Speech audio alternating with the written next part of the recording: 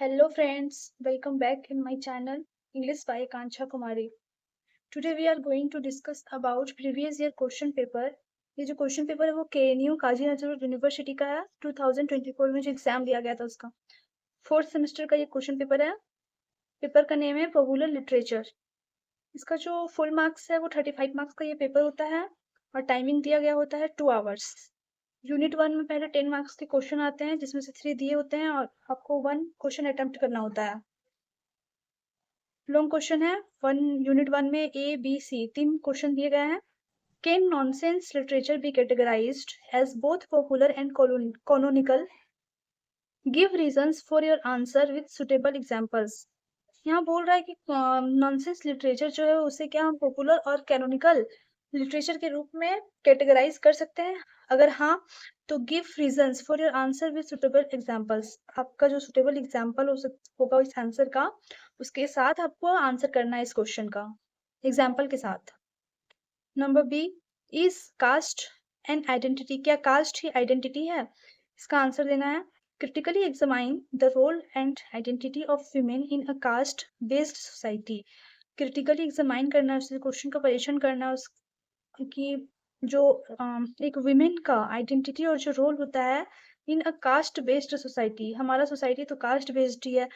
हमारे सोसाइटी में लोगों को इज्जत भी उसके कास्ट को देख कर दिया जाता है, कौन कितने अपर लेवल का है इस अकॉर्डिंग। तो उसी में पूछ रहा है कि वुमेन के आइडेंटिटी और रोल को क्रिटिकली एग्जामाइन करने के लिए कह रहा है। Number C, the graphical novel can engage effectively with themes of social exclusion, discrimination, and marginalization. Discuss with reference to any text prescribed in your course. इस क्वेश्चन में बोल रहा है कि ग्राफिकल नॉवेल्स जो हैं उसने वो क्या एंगेज कर सकता है, इफेक्टिवली प्रभावित कर सकता है with the themes of social exclusion, discrimination and marginalisation. इन तीनों के थीम्स के ऊपर के साथ discuss with reference to any one text prescribed in your course. जब अपने कोर्स में जो सिलेबस में जो आप पढ़ रहे हो उसका कोई एक चैप्टर या कोई एक कोई जो भी आप पढ़ रहे हो उसमें से कोई एक का आपको रेफरेंस देना है इस क्वेश्चन में आंसर करते वक्त। यूनिट टू में ये जो क्वेश्चन है वो पोएम्स से दिए गए हैं और ग्राफिकल फिक्शन भी है। तो उसमें से ये 2 मार्क्स के क्वेश्चन है जिसमें से आपको दिया गया है फ्रॉम 3, 4, 5, 6, 7 टोटल 8 क्वेश्चन हैं। 8 क्वेश्चन में आपको एनी 5 अटेम्प्ट करना है।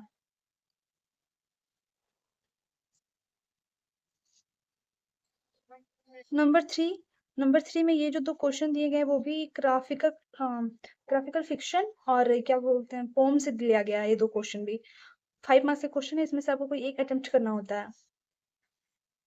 एक और सिलेबस दिया गया है जो विजुअली चैलेंज्ड पीपल है या जो चैलेंज्ड स्टूडेंट है, विजुअली चैलेंज्ड स्टूडेंट्स उनके लिए क्वेश्चन है। अगर वो ये अटेम्प्ट करना चाहें तो आप मतलब वो कर सकते हैं, ये नॉर्मल लोगों के लिए नहीं है। यूनिट 3 में भी हैरी पॉटर तो आपने पढ़ा होगा, उसमें से ये क्वेश्चन दिया गया है। ये 5 मार्क्स के क्वेश्चन है, उसमें से आपको कोई 1 ही अटेम्प्ट करना है रेगुलर स्टूडेंट को। क्वेश्चन है, was Professor Dumbledore correct to leave the infant Harry with the Dursley family instead of keeping him in the wizarding world?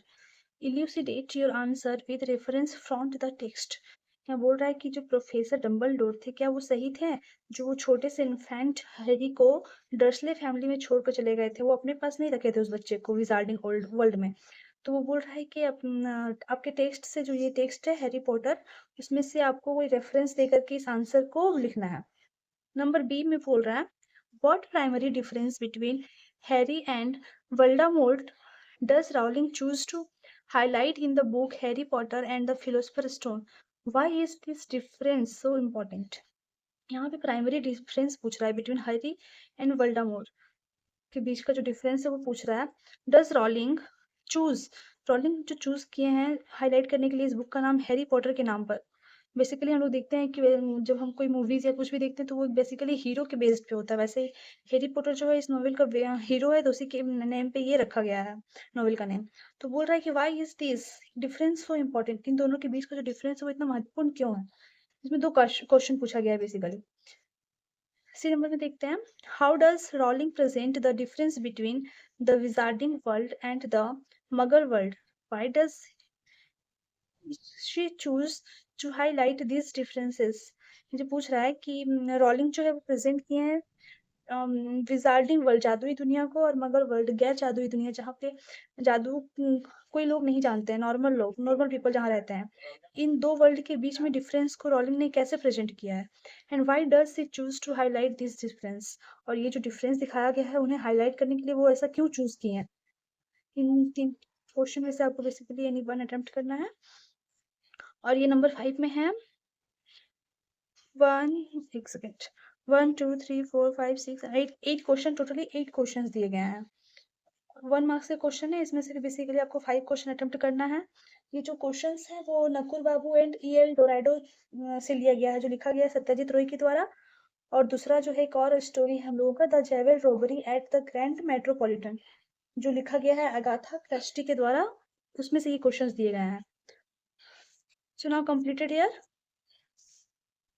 Thank you guys for watching my video. अगर अच्छी लगे तो please like comment and share. अगर कोई question आपको पूछना हो तो आप कमेंट बॉक्स में कमेंट कर सकते हैं, I will reply. Thank you.